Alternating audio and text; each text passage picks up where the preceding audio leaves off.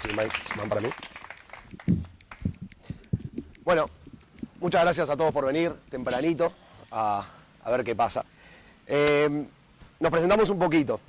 Yo soy Germán, él es Nico, somos hermanos desde que nacimos hasta ahora y venimos bárbaro.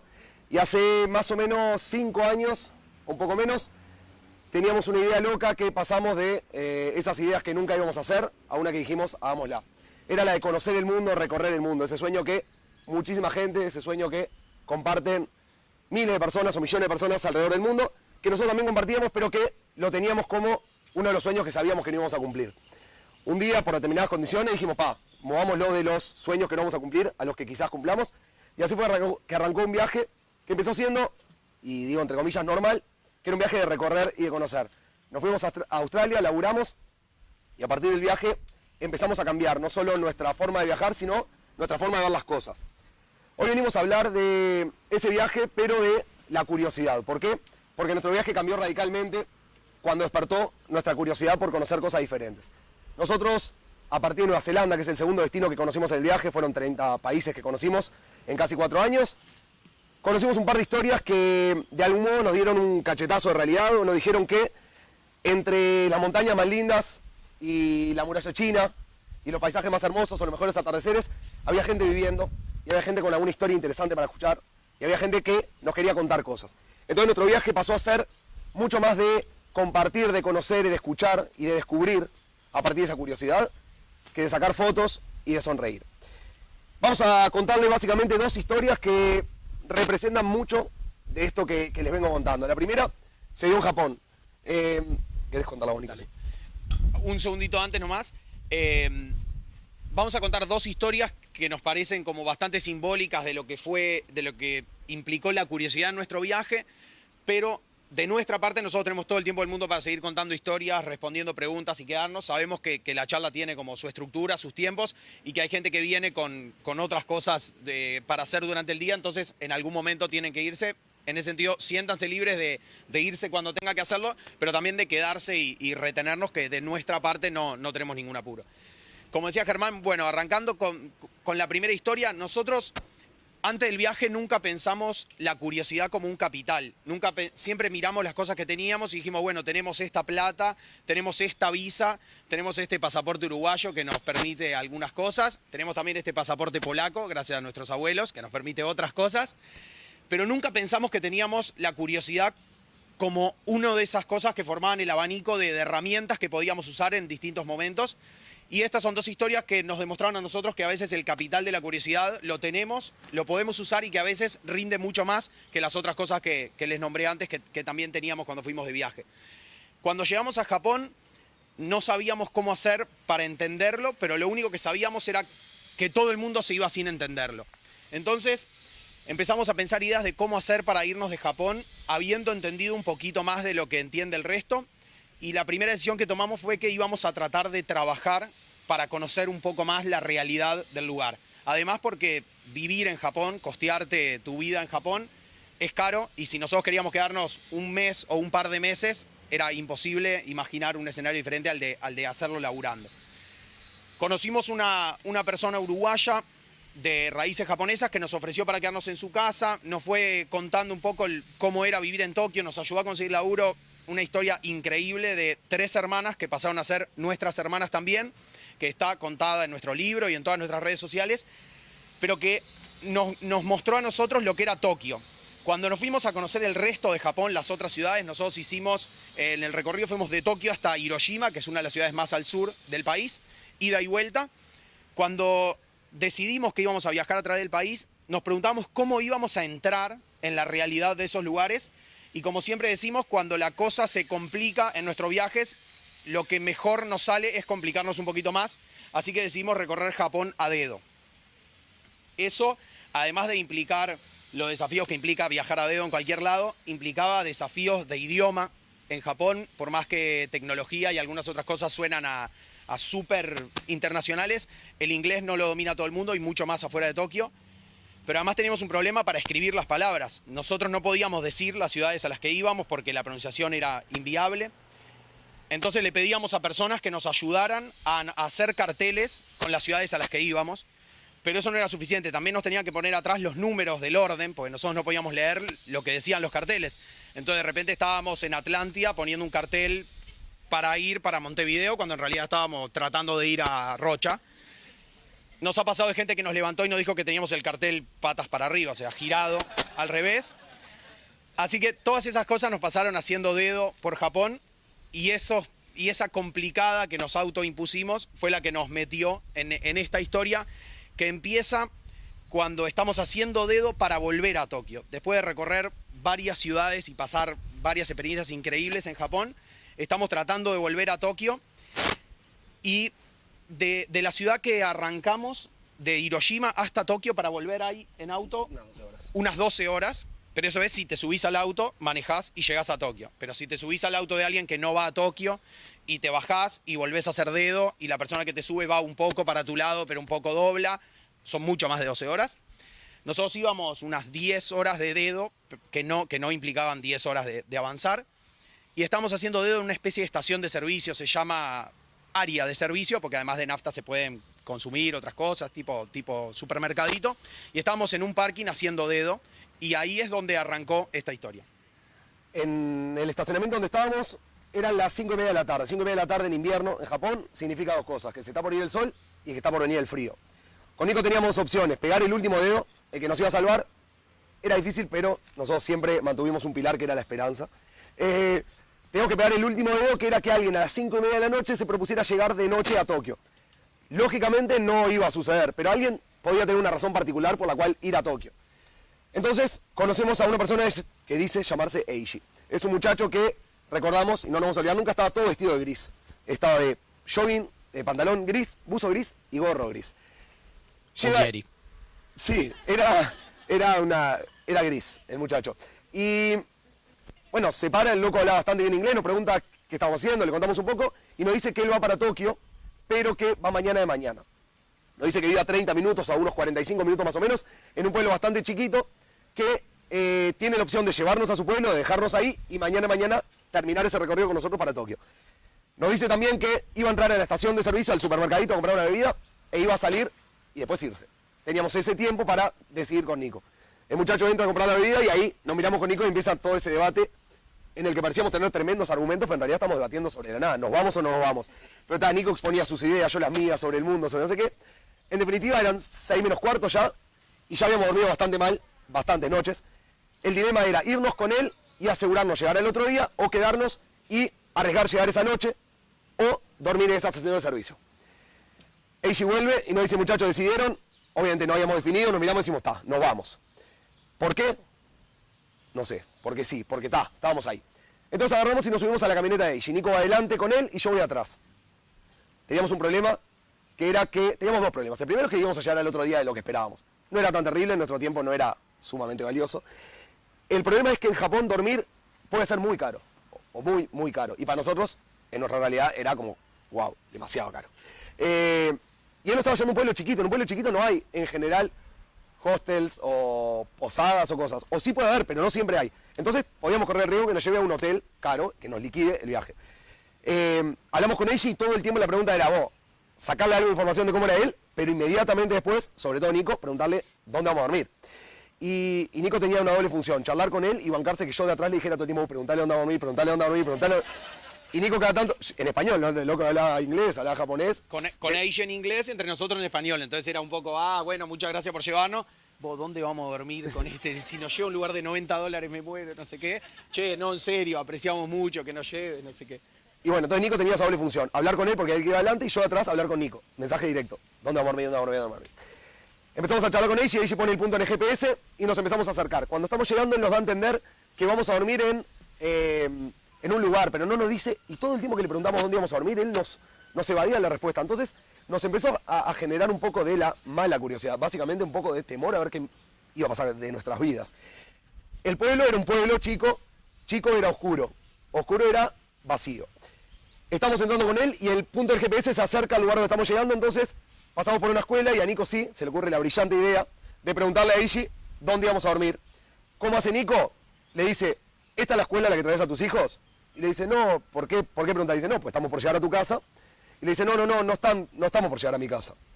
Y y otra vez no nos dice a dónde estamos yendo. Entonces hasta ahí ya sabíamos que no íbamos a dormir en la casa de él. Llegamos a un lugar y apaga las luces, lugar totalmente oscuro y dice, bájense.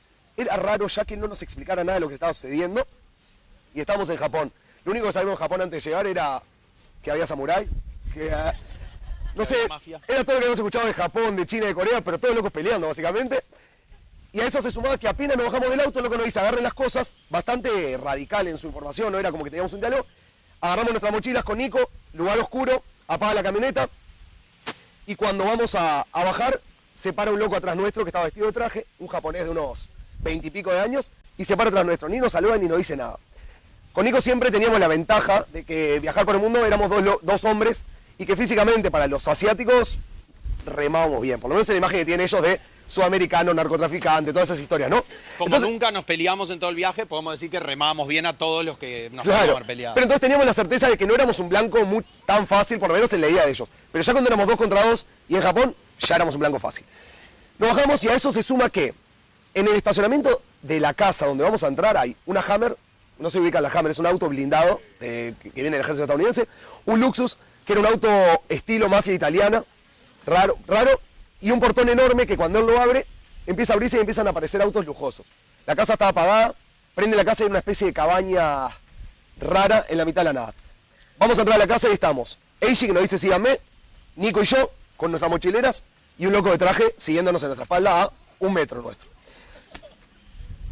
Entramos a esta especie de cabaña. Perdón. Hay una frase que marca esta historia. Cuando estábamos caminando, era más o menos de, no sé, unos 30 metros que teníamos de caminata hacia entrar. Yo me acuerdo de haberle dicho a Nico ya y no le pregunté dónde vamos a dormir porque ya sabía. Me acuerdo que le dije a Nico, literalmente le digo, Nico, si zafamos de esta, el viaje da para largo. Y Nico no me contestó.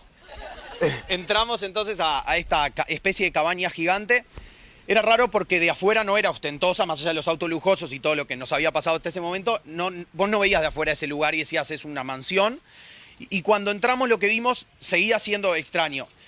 Me acuerdo que el primer golpe de vista era una tele de infinitas pulgadas más o menos. Al lado una caña de pescar y cuando miramos 100 cañas de pescar en cuestión de metros. O sea, movías un poco así la visión, todo caña de pescar.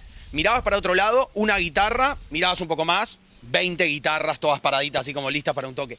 Todo lo que mirábamos era abundante, o sea, nada tenía sentido, pero todo era mucho. Entonces Eiji nos empieza a hacer como el recorrido por el lugar y empieza por los cuartos. Entonces el otro japonés seguía atrás, de traje, callado, nadie nos había explicado qué hacía ahí, no nos había dicho ni hola. En un momento apareció y desde que apareció nunca desapareció. Entonces nosotros seguíamos. Nos hace subir una escalera, abre el primer cuarto, nos lo muestra, era como que nos mostraba un hotel, pero era una casa. Entonces estaba cama de 2 plazas o de más plazas, tele de infinitas pulgadas como la de abajo, estaba una ventana enorme. Nosotros mirábamos como, está perfecto esto para nosotros. Salíamos, cuando nos dábamos vuelta para irnos, teníamos seguía el japonés ahí en la espalda nuestra, cambiábamos de cuarto, siguiente, nos abría. Todos eran cuartos con mínimas diferencias que para nosotros eran imposibles de apreciar. Porque como le decía Germán recién, veníamos de dormir en cualquier lado y una de las cosas que ilustra bien qué es dormir en cualquier lado, en Japón, por la enfermedad que tienen ellos con laburar todo el tiempo, hay lavaderos 24 horas que no son atendidos por gente, sino que vas, pones tu ropa, pones una moneda, metes un lavado, esperás que se lave, la sacás, la metes en el secarropa, metes una moneda y se seca y te llevas tus cosas. Esos lavaderos son 24 horas porque la gente labura a veces más del horario comercial y lo que tienen de bueno es que tienen las sillitas para esperar que tu ropa se lave. Como era invierno y hacía frío, el motor del lavarropa y secarropa calentaba el lugar y nosotros lo que hacíamos era ir a esos lavaderos, abríamos nuestras mochileras, tirábamos 3 prendas para dentro del lavarropa, no metíamos moneda ni nada, la dejábamos cerrada, cosa de que si alguien entraba, decirle, nos dormimos mientras esperábamos que se lavara nuestra ropa. En realidad nunca lavamos nada en esos lavaderos y dormíamos en esas sillitas. De un día para el otro nos encontramos con un tipo que nos muestra cama de 2 plazas, teles enormes y nos pregunta qué cuarto preferimos y nosotros ya no entendíamos las diferencias entre infinitos cuartos que todos tenían camas básicamente para nosotros. Entonces recorrimos 3, 4 cuartos y nos pide que elijamos dónde vamos a dormir. Decimos vos, yo duermo acá, yo acá. El japonés seguía atrás nuestro, Eiji nos seguía mostrando, nos lleva para abajo, lleva a una parte del bar, abre la heladera, dice, de esta heladera pueden agarrar lo que quieran, lo mismo que afuera de la casa, o sea, veías una cerveza, todo un estante de cerveza, veías quesos, todo un estante de quesos, y encima Eiji cierra la heladera y abre una especie de depósito y dice, y si esto se termina, está esto. Nos muestra un bar lleno de bebidas y de comida enlatada y todo, como para una guerra. Nosotros seguíamos pensando que al otro día nos íbamos de mañana hasta Tokio, pero Eiji nos mostraba como si fuera para más largo. Cuestión que necesitábamos tener una charla con él después de que nos haya hecho la visita guiada para saber qué era todo esto, qué era el japonés que seguía atrás nuestro, qué era esta propuesta de casa, de comida y de todo. Así que tratamos de forzar la situación de conversar con él un poco más que lo que veníamos conversando hasta ahora. No sabíamos si nos habían secuestrado, parecían simpáticos para habernos secuestrado, parecía que nos iban a secuestrar por mucho tiempo. No sabíamos si estaban una buena, si estaban una mala y no entendíamos qué estábamos haciendo. Eiji nos dice que nos sentemos, que nos pongamos tranquilos, nos sientan en un sillón y se para al lado del japonés de traje. Básicamente nos empieza a explicar un poco la situación. Eiji nos dice que él es el dueño de una empresa que tiene bastantes empleados, bastante significa 1700, y que como emplea tanta gente y el pueblo es chiquito, básicamente es el jefe de casi todo el pueblo. 1.700 empleados en un pueblo de 3.000 personas. El tipo de traje es su asistente, que pasaba a ser nuestro asistente. Es el asistente que él tiene para sus invitados. Nosotros pasamos a ser sus invitados por esa noche. La casa en la que estábamos era la casa de invitados que él había construido para que cuando gente venga a hacer negocios o cuando amigos le vengan a visitar, no tengan la necesidad de quedarse en un hotel, que es algo que él consideraba medio frío, medio apersonal. Entonces esa era la casa donde nosotros nos íbamos a quedar. Pero a partir de ese momento, nosotros no solo éramos los invitados para Eiji, éramos los invitados para el pueblo. Al rato tenemos que cenar, y Eiji nos dice que va a tratar de ir a cenar a un lugar que es espectacular, que hace una pasta casera japonesa, el ramen, y nos dice que el problema es que es miércoles y que está cerrado, pero que va a hacer una llamada y que lo va a intentar. Levanta el teléfono, habla en japonés, no entendemos nada, y nos dice en inglés que está solucionado, que nos van a abrir el restaurante para nosotros. Lo que nos cuenta un rato después es que el restaurante también era de él. Cuando llegamos al restaurante, hay 8 locos. 4 se ponen de un lado y 4 se ponen del otro, y nos empiezan a hacer reverencias, dándonos la bienvenida a nosotros. Y nosotros pasamos por el medio, y nos decían, ustedes son los invitados del señor Eiji, y nosotros tratamos de explicarles, tipo en voz baja, cuando vas pasando, decimos, mirá que somos mochileros, esto no es lo que parece. Y los locos, no sé qué, bienvenidos, no sé qué. Yo tenía miedo que nos olieran cuando hacían así para adelante. Bueno, básicamente pasamos a ser invitados del señor más importante de un pueblo, de un reinado, una cosa dantesca. Y el Luxus que estaba en la puerta, el auto ese de lujo, pasaba a ser el auto de invitados, o sea, pasaba a ser nuestro auto también. El asistente nos llevó a una especie de supermercado, nos dijo que eligiéramos todo lo que queríamos, que el señor Eiji nos invitaba, que agarremos cosas para el desayuno, que agarremos no sé qué. La cajera, me acuerdo también, obviamente, un pueblo chiquito, no venía el extranjero, no venía gente no japonesa o blanca. Todo el tiempo nos preguntaba qué hacíamos acá. Claro, éramos los invitados de Eiji, me imagino, los otros invitados, nada que ver con nosotros, no podían creer lo que era. Termina esta noche, nos vamos a dormir en uno de los cuartos que él nos ofrece y todavía seguíamos sin llegar a Tokio, que en realidad estaba todo bien con la situación anterior, pero era nuestro objetivo. A la mañana siguiente nos llama, Eiji llama al asistente y nos pide perdón y nos dice que no vamos a ir a Tokio en auto, como nos había propuesto, que íbamos a ir en tren, porque al haber charlado y cenado con nosotros y tenía laburo pendiente, lo que sea, perdí mucho tiempo, entonces no quería manejar. De mañana nos tomamos un tren con él, nos dice que obviamente nos va a invitar el tren, nunca habíamos hecho un intento de nosotros que no nos lo invite, así que estábamos los dos de acuerdo. Llegamos al tren, entramos al tren, nos empiezan a llevar para un costado, nos dicen que no era nuestro lugar, no sé qué. Eiji ya había pasado delante nuestro, entonces a nosotros nos empiezan a sacar y nosotros no teníamos el ticket, lo tenía Eiji. Nosotros empezamos a discutir, la señora, no, que estamos con él, que no sé qué. Cuando finalmente, uruguayos, ¿no? Nos tranquilizamos, le dicen, no, lo estamos llevando a su sección, nos estaban llevando a la VIP del tren, entonces nos estaban moviendo donde teníamos los asientos asignados. Y bueno, nos tomamos ese tren que al final termina siendo el tren más rápido, uno de los trenes más rápidos del mundo, la sección VIP con Eiji. Y nosotros todo el tiempo, como habíamos hecho en el viaje, tratamos de devolverle a Eiji lo único que podíamos hacer, que era contarle una historia, hacerlo reír de alguna manera. El loco nos había dado todo y era charlar o algo, ¿no?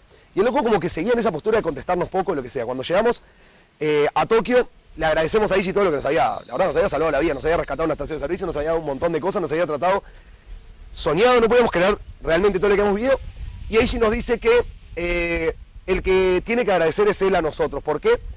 Por un par de razones que después nos explicaba que eran tan ilógicas como todo lo que habíamos vivido hasta el momento. Él nos decía que, por un lado, le habíamos dado la oportunidad de ayudarnos con muy poco. Él dice, yo la casa la tengo, mi asistente lo tengo, mis cosas la tengo, y ustedes me dieron la oportunidad de ayudarlos gratuitamente, o sea, de hacer algo muy bueno a costo cero. Dice que todo el tiempo lidia con un montón de gente, un montón de empleados, un montón de gente que todo el tiempo trata de resolver los problemas por sí solo y nunca le piden ayuda. Y él dice que tiene mucho más capacidad de ayudar de la que de verdad puede explotar. Así que en ese sentido nos agradece a nosotros haberle dado la oportunidad de ayudarnos a tan bajo costo. Imagínense la cara que teníamos con Nico, la de ustedes por 10. Pero además nos dice que que valora, que admira de nuestro viaje y que de algún modo como que nos admira a nosotros porque somos dueños de nuestro tiempo. Y nos cuenta que él, a pesar o por todas las cosas que tenía, casi nunca tiene tiempo libre y cuando tiene algo de tiempo lo aprovecha para subirse a una embarcación, irse a pescar, que es la forma que él encuentra de que nada de lo otro que tiene lo invada en su tiempo libre y que para él las cosas más difíciles que tiene su vida son poder ayudar y poder tener un tiempo para hacer lo que quiere y que se había encontrado con nosotros, que somos personas que en los últimos años habíamos hecho lo que queríamos con nuestro tiempo y le habíamos dado la oportunidad de ayudarnos. Así que básicamente nosotros terminamos agradeciéndole a Eiji, pero él terminó agradeciéndonos a nosotros. Y cuando nos fuimos, me acuerdo que lo primero que hicimos, nosotros en ese momento salíamos en la radio en un programa que se llama Justicia Infinita, que está en Océano FM, salíamos todas las semanas con ellos a contarles cómo había sido nuestra semana. Salíamos todos los lunes, ese día después del tren llegamos a Tokio y era martes, habíamos salido el día anterior, pero le mandamos un mensaje a la productora del programa diciéndole, nos acaba de pasar la mejor anécdota de nuestro viaje, llámenos hoy.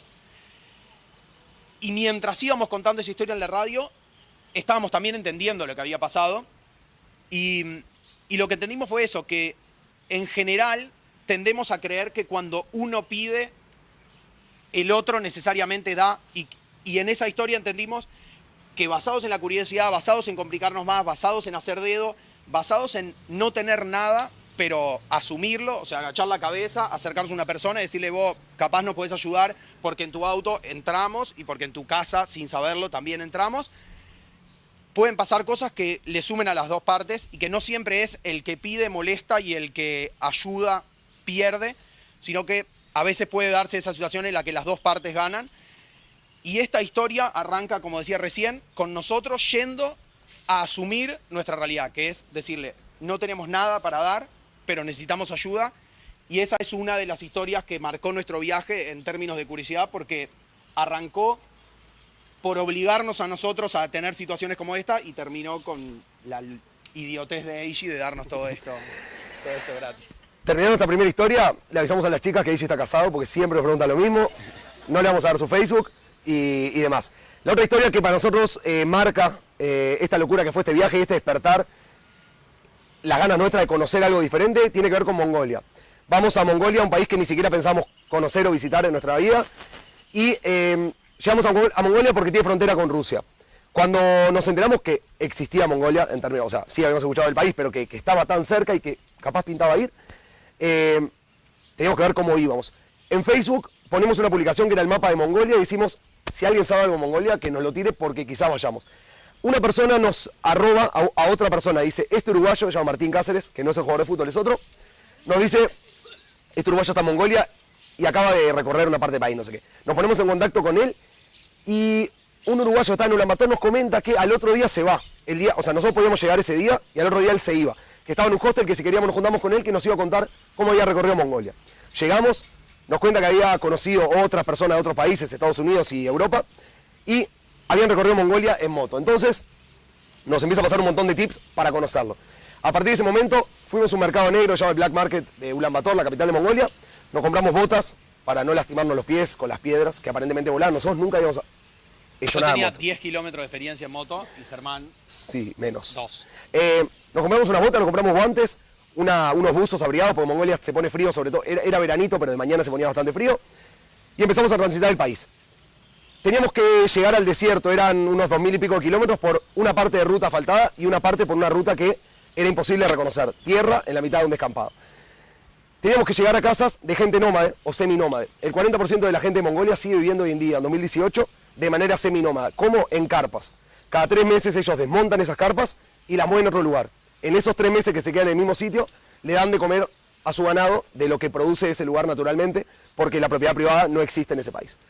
Entonces nuestra metodología fue alquilar unas motos y llegar a esas carpas. Cuando eran las 5 de la tarde más o menos, se venía el atardecer, nos acercamos a las carpas y con el ruido propio de las motos, irrumpiendo en pleno campo, ya alguien salía y a ver qué pasaba, porque si una familia ve una carpa y está dentro de la carpa y hay ruido afuera, algo pasa. Abrían la puerta, se asomaba una cabecita y no solo venían 3 locos en moto, que éramos Nico, yo y un argentino, sino que éramos blancos, o europeos, o como ellos pueden ser, nada que ver con ellos, que ellos son mucho más achinados y oscuritos. La cara de ellos era, ovnis, nos invaden. ¿Qué está haciendo en Encima Mongolia rural? Llegábamos casco puesto, o sea, primero llegábamos tipo astronautas y después nos sacábamos los cascos y no éramos como ellos. O sea, era Para ellos era impresionante lo que estaban viendo. Nos miraban con una cara de curiosidad ahora y nosotros lo que hacíamos era siempre lo mismo, era agarrar y decir, abríamos un mapa que habíamos comprado en el mercado, que habíamos marcado con un dry pen que era desde la capital hasta el sur, hasta el desierto, por la ruta que nos indicaba, y le decíamos, era así, era nosotros, acá, tenemos que llegar acá, era así, medio en español, porque igual era lo mismo, nosotros, dormir. Era todo lo que podíamos hacer. Y los locos obviamente no entendían nada de lo que estaba pasando, y nos hacían así, y nos abrían la puerta. Cuando fueron pasando los días, con los poquitos que pudimos hablar, nos dijeron que muchos de ellos nunca vieron un mapa de su país.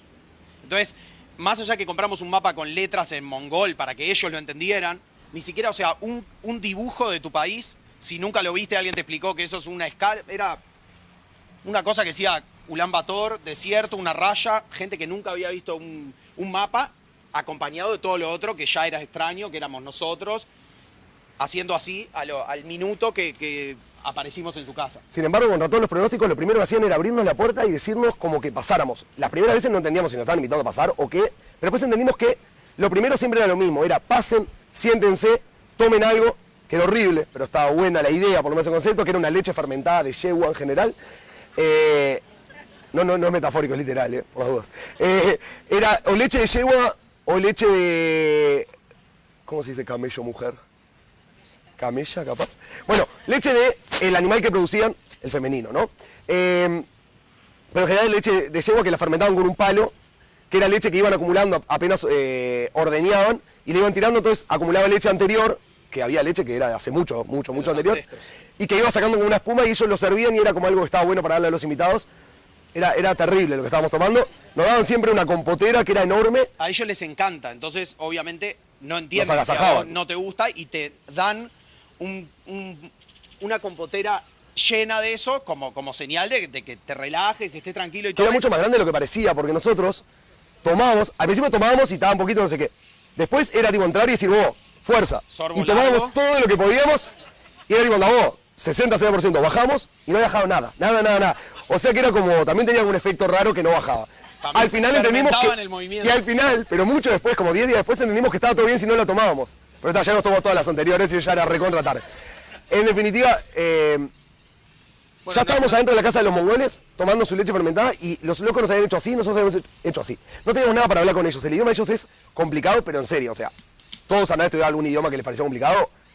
El mongol es de otra categoría. Tiene tonos que no podemos pronunciar. Nosotros no podíamos ni siquiera decir gracias, que era lo único que más o menos necesitábamos, que era algo así como Bairesla. Pero algún sonido en ese no es así.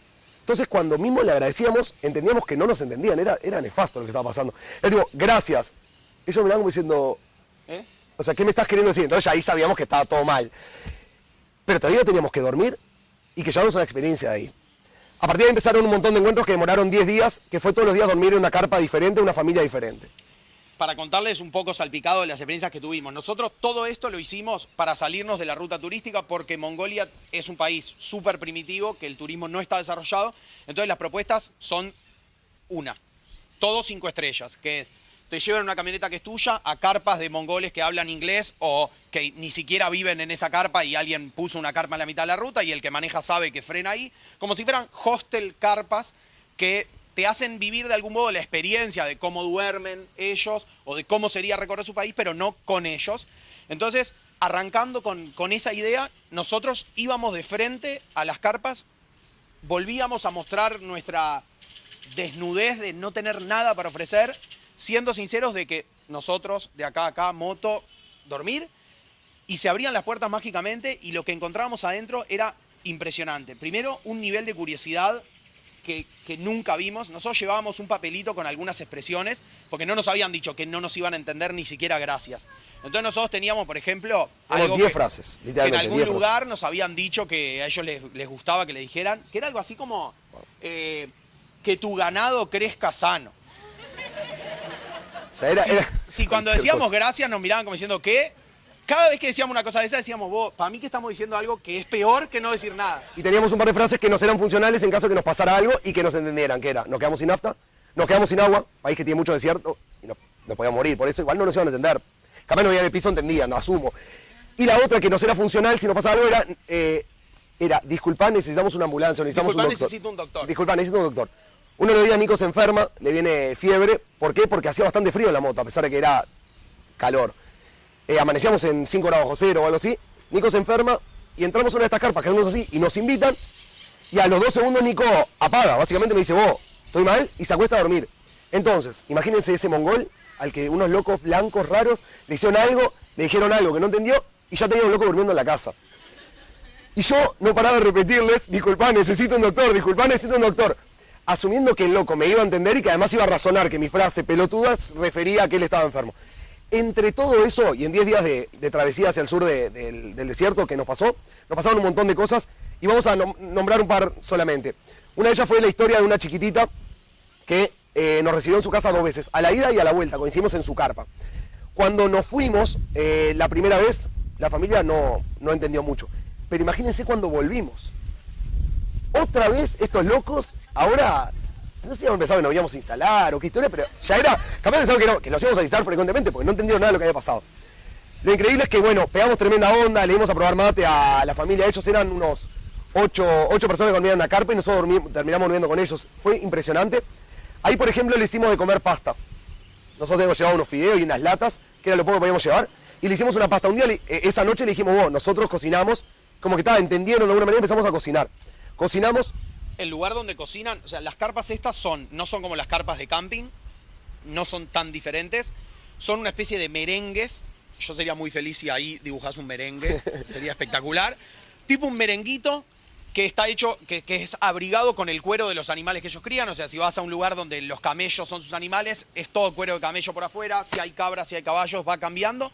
En el medio tienen una estufa con una chimenea que sale como por la punta de ese merengue. Una especie de carpa de circo chiquita. Y esa estufa tiene, como en la tapa de arriba, un círculo que si lo destapás y le pones lo que sería un wok, calza en ese espacio, y el mismo calor que hace de estufa y calienta la carpa, también calienta la comida. O sea, la cocina está literalmente en el medio de la casa. El combustible es la bosta de sus propios animales. Ellos hacen todo con lo que tienen. Entonces, en este caso era la bosta de los camellos. Entonces estamos en un lugar cocinando pasta con bosta de camello, en la mitad de una carpa, en la mitad del desierto de Mongolia. Bastante bizarro. Y nos quedan 5 minutos. No, pero eso al margen. Terminamos de cocinar la pasta y empezamos a pasar el bowl, ¿no? Entonces, ese bowl donde nos habían servido la leche, se lo pasamos al primero, el primero de la típica, se lo pasa al segundo, al tercero, al cuarto a Nico, llega Nico. Pasamos el segundo, no sé qué, llega el argentino, yo era el que estaba cocinando. Pasamos y nos iba a decir que no. Y no entendíamos, los locos comían todos los días lo mismo, lo único que producían comían. Nosotros les habíamos hecho una comida diferente, como para que prueben algo diferente, y los locos decían, no, estamos bien así con lo que tenemos. Ahí entendimos que los locos no tenían necesidad ni ganas de probar algo diferente, sino que estaban espectacular con lo que tenían, que no era carencia de cosas, sino que era una decisión. En ese mismo viaje, para tirarles algunas historias más, termino con la nena chiquita. Cuando nos vamos, la nena, en el rato que habíamos estado la segunda vez, empezaba como a arañarle la pierna a Nico. Entendimos al rato que la nena estaba tratando de sacar un poco de piel para que seamos negritos como ella. Nunca había visto un loco blanco. Entendimos que no había pasado nada en términos como de civilización moderna, de interacción, lo que sea, pero esa nena se puso a llorar y abrazaba a la madre y no quería que nos vayamos. Y habíamos estado un día a la ida y un día a la vuelta. Una nena en Mongolia llorando porque nos íbamos, pero llorando a mares, como cuando despedís a un familiar. Entendimos que no querían, que no era un tema de necesidad de probar las cosas. Conocimos una chica que estudió en Ulaanbaatar, en la capital, ingeniería. Hizo la facultad de ingeniería, se recibió de ingeniera, tenía laburo en Ulaanbaatar, en la ciudad, que dista de ser una ciudad como Montevideo, por decir algo, pero tiene mucho más que ver con nosotros que con esa realidad. Y había vuelto a vivir una carpa de nómades en el campo. Conocimos un loco que sabía un poco de inglés y que nos... Que aprovechamos cuando lo conocimos a él para hacerle preguntas sobre todo lo que intuimos en el viaje, porque muchas de las cosas que le estamos contando al principio eran para mí que esto, para mí que lo otro, para mí que no quieren, para mí que no necesitan, pero no teníamos con quién hablar para ver si esas sospechas eran reales. Cuando encontramos una persona que hablaba inglés, pobrecito él, lo matamos a preguntas de todo lo que estábamos acumulando en los últimos 10 días sobre lo que nos pareció del país, para confirmar algunas de esas cosas. Y conversando con él nos iba explicando cómo eran un poco sus dinámicas. Y al final de la charla nosotros le dimos a entender que todo este tiempo habíamos pensado que nosotros éramos más avanzados que ellos. Cuando leímos sobre el país, cuando leímos datos, 40% de nómades viven en carpa, lo quería su ganado, mueven sus cosas cada 3 meses. En el sistema escolar en Mongolia tiene programas trimestrales, que están pensados para que un alumno empiece las clases, a los 3 meses termina y a la semana siguiente empieza, pero ya puede empezar en otra escuela porque pasó de año, porque está pensada la dinámica para que la gente se mueva cada 3 meses. Todo eso nos explicó, y cuando le dijimos que esas ideas de país a nosotros nos suenan a país atrasado respecto del nuestro, él nos dijo algo que para nosotros fue impresionante, y es que nosotros podemos sentirnos más avanzados o tener más tecnología o tener más desarrollo, pero si un día el mundo se apaga, ellos siguen viviendo de lo que querían, miran al cielo y saben para dónde está el agua, conocen las rutas porque es la pasando la tercer duna, y nosotros vamos a tener que pedirle ayuda a ellos. Cuando escuchamos eso nos pareció increíble, pero además nos recordó algo que nos terminó pasando en Mongolia, porque en Mongolia tuvimos un accidente bastante salado que terminó en nada, pero que fue muy fuerte. Veníamos a 90 kilómetros por hora, en una ruta un poco monótona, y yo venía bastante aburrido. Esto lo entendí después, pero venía bastante aburrido porque vi que Germán tenía prendido el señalero en una ruta que no pasaba nadie y que todos sabíamos que no iba a doblar, o sea que el riesgo de ese señalero prendido era nulo. Pero en un momento tuve ganas de acelerar, alcanzarlo y decirle, vos tenés ese señalero prendido. Cuestión que después que lo pasé, volví como la ruta normal, pero no sin encerrarlo. Entonces su rueda delantera tocó con mi rueda trasera. Quilombo, ruido, chapa, plástico, se pincha el tanque de nafta, Germán se cae, se hace mierda. Después cuando se levanta, las lesiones no eran tan grandes, pero sí un revolcón importante. Y cuando yo me acerco, después de recorrer un par de metros hasta que termino de frenar mi moto y vuelvo, veo un charco de líquido, que después supe que era nafta, pero en el momento parecía ser peor. Y estábamos en la mitad del desierto de Mongolia, una ruta que no pasa absolutamente nadie, con una moto con el tanque de nafta pinchado, necesitando ayuda, sabiendo que era bastante improbable que interactuáramos con otra persona en esa ruta, hasta que después de un rato largo pasó una camioneta, la paramos en señal de que necesitábamos ayuda.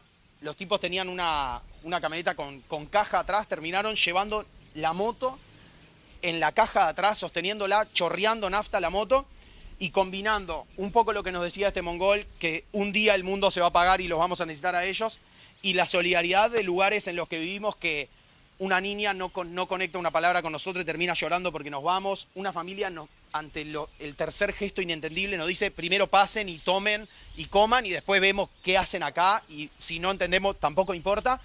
Toda esa suma de cosas nos hizo entender a nosotros que los mundos no son lineales, sino paralelos, que nosotros no estamos ni más adelante ni más atrás que ellos, sino en otro plano, y que los planos de ellos son tan válidos como los nuestros, y que a veces hay que tener esta actitud y tener esta apertura para poder dejar entrar historias de otros a nuestro mundo.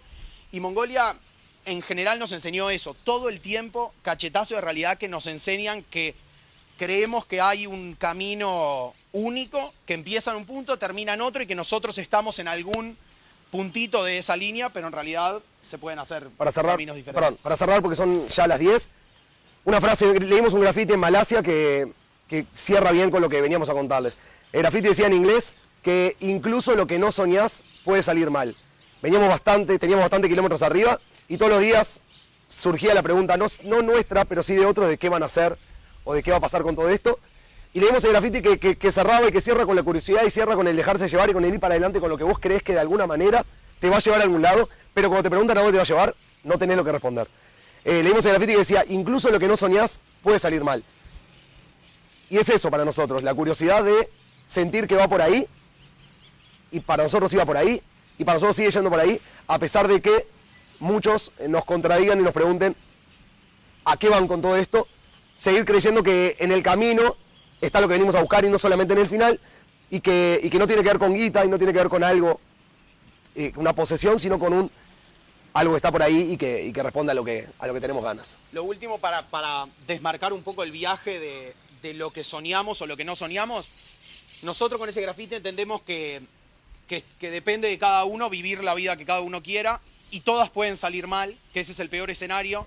Entonces, ¿para qué embarcarse en la carrera que nos recomendaron, en lo que alguien nos dijo que era más seguro que lo que nosotros soñamos? Pero el viaje no es el camino que nosotros recomendamos. El viaje era nuestro sueño, Y como incluso lo que no soñamos podía salir mal, nosotros nos embarcamos en lo que nosotros creíamos que nos iba a hacer feliz. Lo que no quiere decir que para nosotros viajar sea la clave de la felicidad. La clave de la felicidad es hacer lo que cada uno quiere, que en nuestro caso era soñar, pero hemos conocido historias, sobre todo en Uruguay, pero en todo el mundo, de gente que sueña cosas que nosotros no soñaríamos, pero que las sueñan con la misma pasión, y que para alguien ser madre, o ser carpintero, o ser skater, es tan válido como sueño, como para nosotros viajar. Y la idea nuestra es un poco eso, con la curiosidad nos pasa lo mismo, muchas veces nos lleva a lugares que están buenos, pero antes de arrancar nos olvidamos de todo eso y nos da miedo empezar. Así que nada, queríamos contarles nuestra historia, que tuvo su problema en Japón, pero que, como dijo Germán, salió bien y el viaje dio para largo, que estuvo muy guiado por nuestra curiosidad, y como incluso lo que no soñamos puede salir mal, tratamos de ir por lo que soñamos. Muchas gracias.